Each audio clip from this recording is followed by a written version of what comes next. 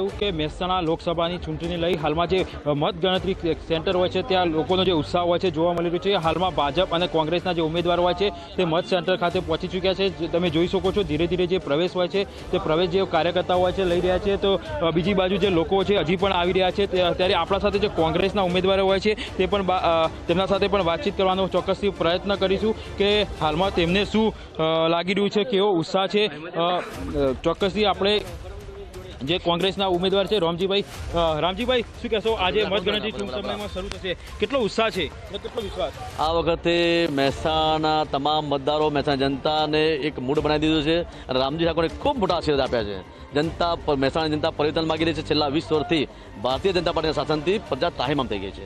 જે ભારતીય જનતા પાર્ટી વાયદા કર્યા હતા એ વાયદામાં પોકળ નીવડ્યા છે।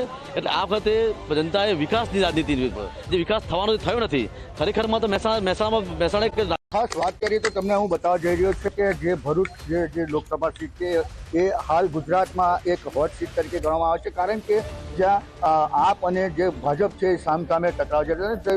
એડી ચોટીની જોર લગાવી અને તમામ બંને પક્ષો જે છે તે જીતના દાવા કરી રહ્યા છે। હાલ તમને બતાવવા જઈ રહ્યા છે કે જ્યાં કેજી પોલિટેકનિક કોલેજ છે, પોલિટેકનિક કોલેજ ખાતે આજ મતગણતરી 8 વાગ્યાના સમયે શરૂ કરવામાં આવશે। પહેલા બેલેટ પેપર ગણવામાં આવશે, ત્યારબાદ ઈવીએમ શરૂ કરવામાં આવશે।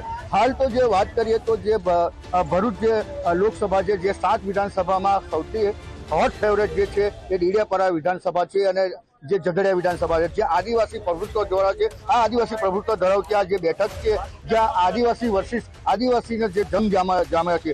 એક તરફ તો મનસુખ વસાવા છે જે 6 ટર્મથી જીતતા આવ્યા છે અને બીજી તરફ જે ધારાસભ્ય ડેડિયાપાડાના છે ચૈતર વસાવા તે આપના ઉમેદવાર તરીકે છે। એટલે જે આ જે લોકસભાની જે 2024ની લોકસભાની સીટ